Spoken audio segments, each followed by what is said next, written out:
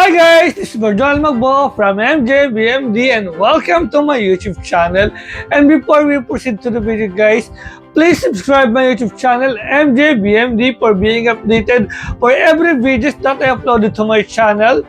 So guys, for today guys, video guys, I will do to show you the design that I made. This is the 3-story house design na sobrang ganda, sobrang minimalist, and sobrang luxurious talaga ng bahay na ito. Very, very nice, practical, aesthetics, and talaga naman guys, sobrang lupit talaga ng bahay na to. So guys, check po muna natin ang exterior designs ng bahay na ito.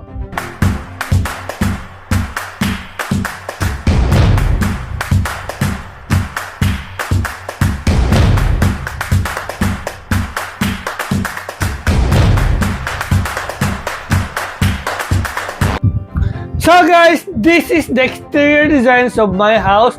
Tingnan niyo naman guys kung gaano siya kaganda guys.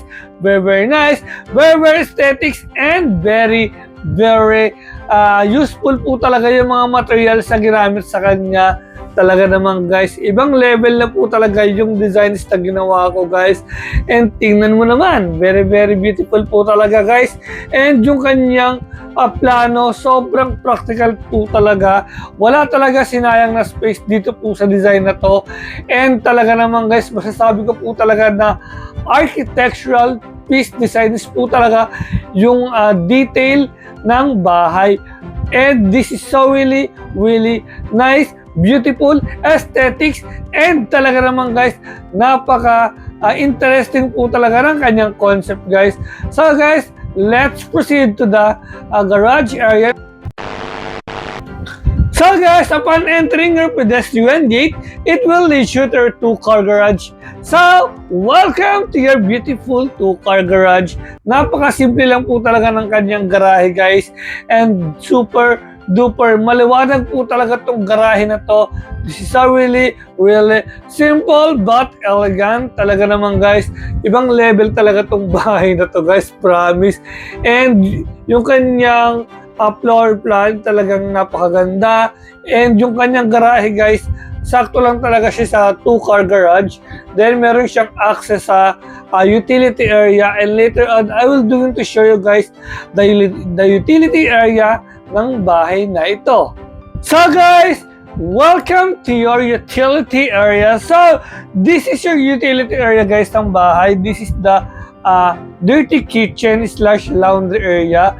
So tingnan nyo naman guys kung gaano siya kaganda guys. Sobrang ganda po talaga ng kanyang countertops, yung kanyang island counter, napakaganda, and minimalist lang po talaga yung atake ng kitchen na ito.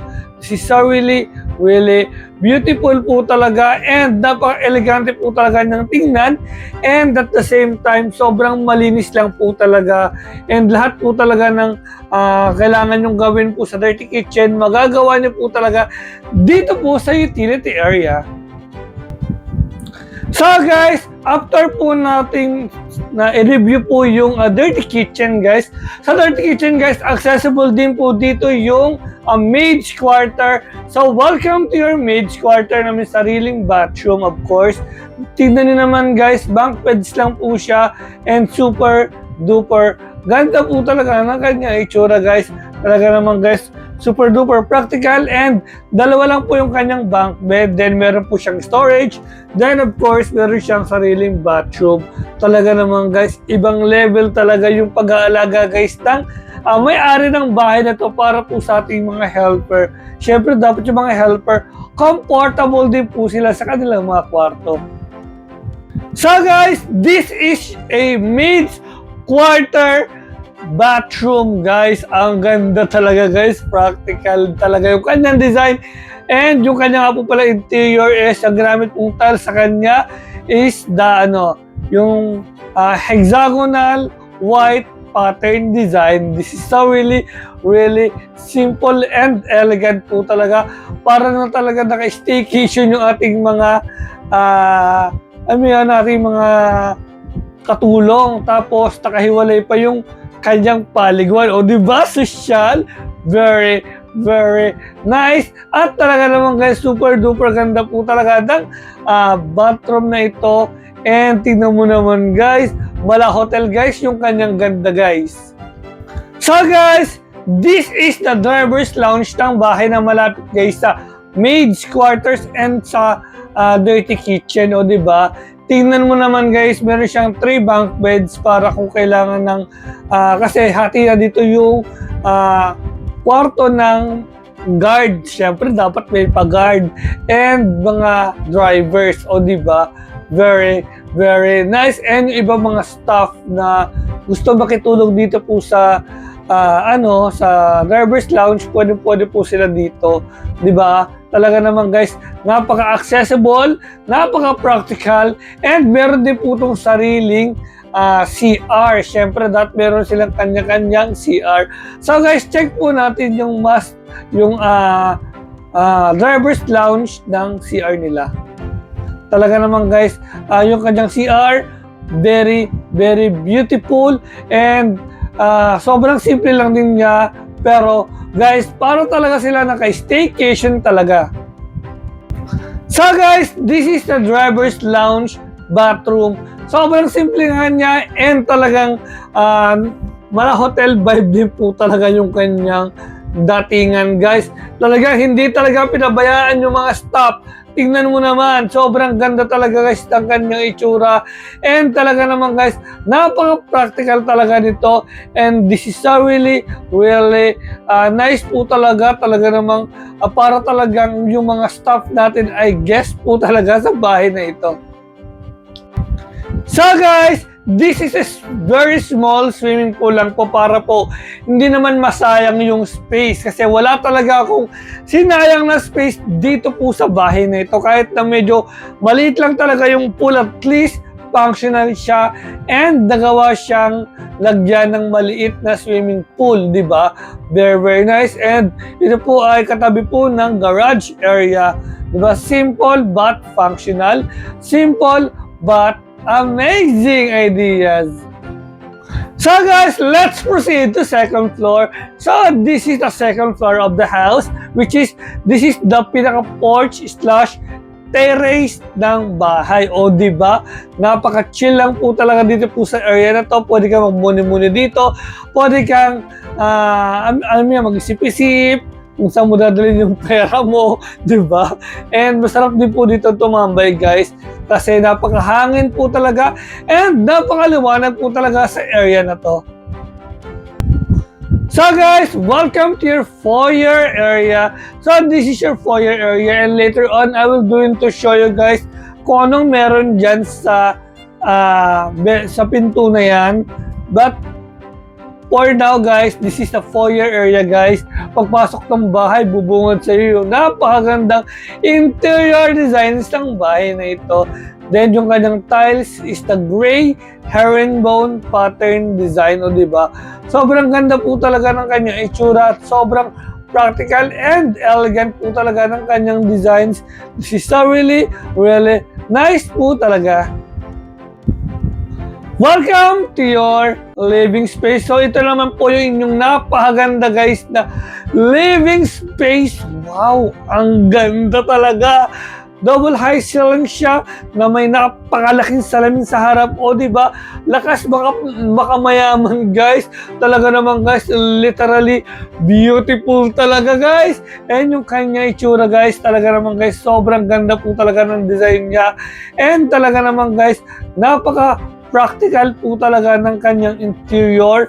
The interior is excellent. The materials is so really superb talaga naman guys. Nagko-complement po talaga sa isa't isa yung kanyang mga materials guys. And yung pinaka layout siya kasi is open po siya. And later on, I will going to show you guys the dining and the kitchen, kasi magkakatabi lang po yung tatlo na yun, o di ba? Sobrang practical layout, sobrang nice, and sobrang nice po talaga yung ginamit na design language po dito po sa kanyang second floor, kasi meron siyang kwarto na sa baba, di ba? Meron siyang living, dining, and kitchen area, di ba? Very, very nice! So guys, this area naman po is your dining area. So this is your 8-seaters dining area. O diba? Tingnan mo naman guys. Sabi ko kasi nung kanina, open space po siya. And katabi po niya yung kitchen area na may island counter. Diba? Sobrang ganda, sobrang elegant. And talaga naman guys, meron pa siyang cove lighting. O diba?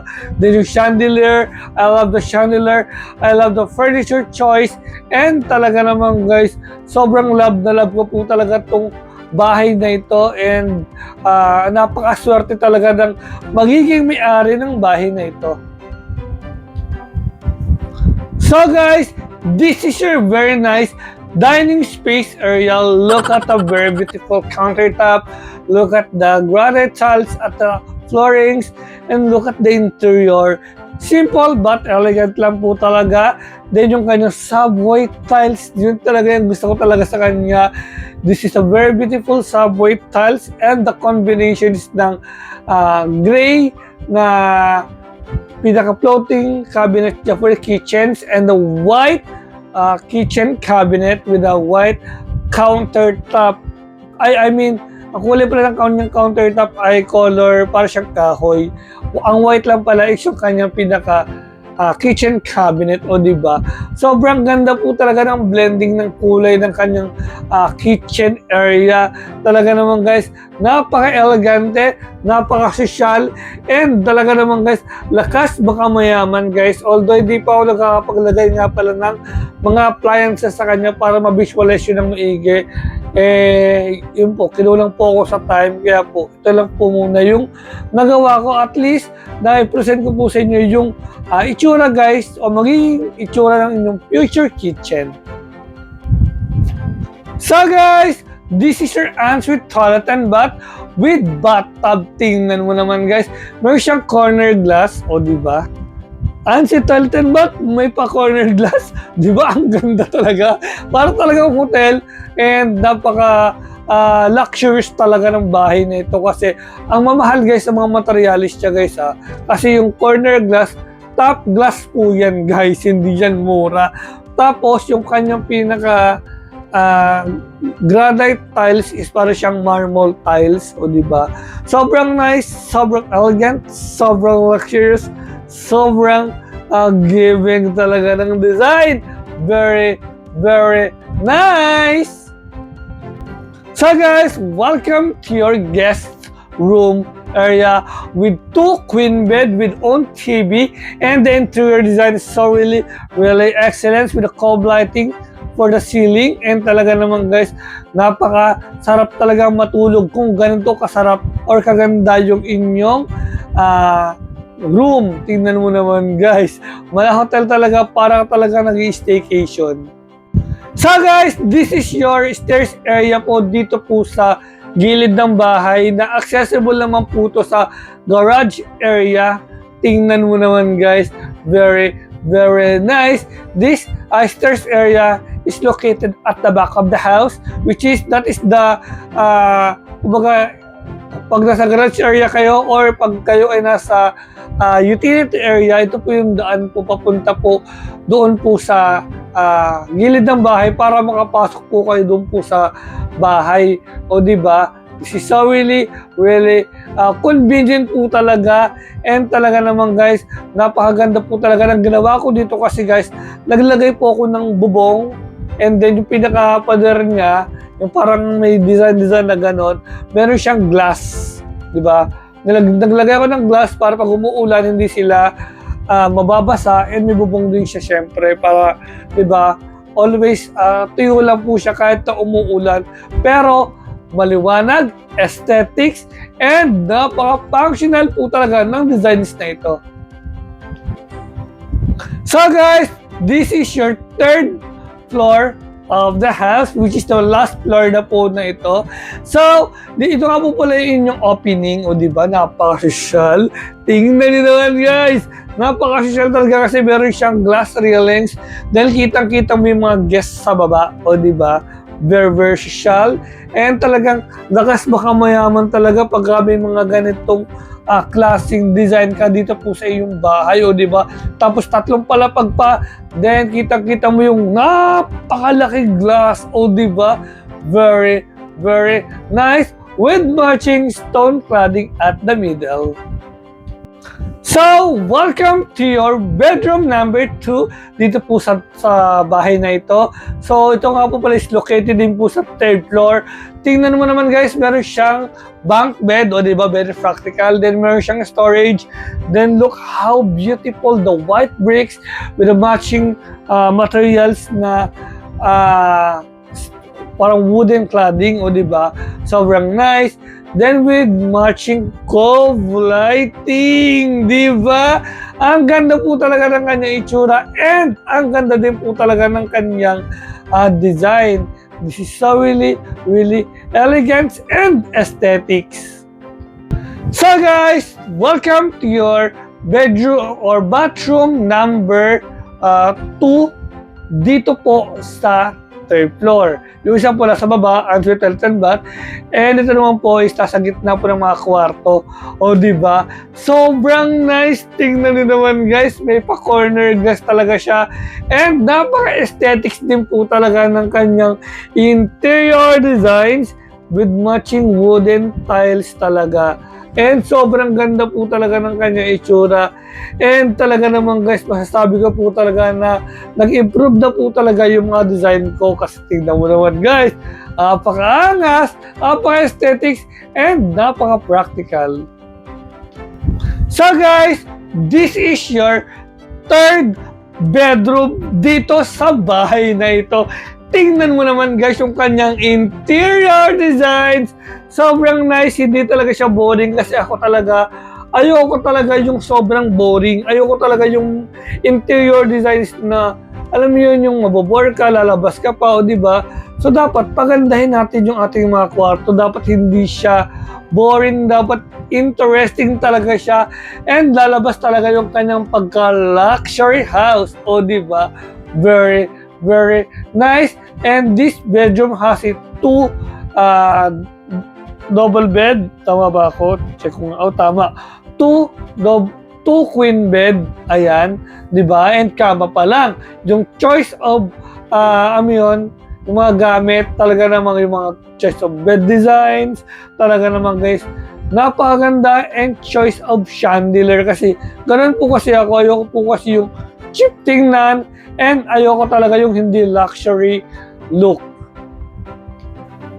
And lastly, this is the 4th bedroom, which is the master's bedroom. So welcome to your master's bedroom na may napakagandang queen bed, own TV, the interior design has excellence, cove lightings, kasi lahat ng kwarto talaga may mga cove lightings. And speaking of cove lighting, tingnan mo naman guys, napakadaming cove lighting yan. Hanggang sa ilalim ng kama, abot yan guys. Sa gilid ng kama, abot yan guys. Paikot, o diba? Para sosyal. Siyempre, master's bedroom, kailangan angat, diba? Very, very nice. And this master's bedroom has its own toilet and bath. And also, this master's bedroom has access to its own balcony.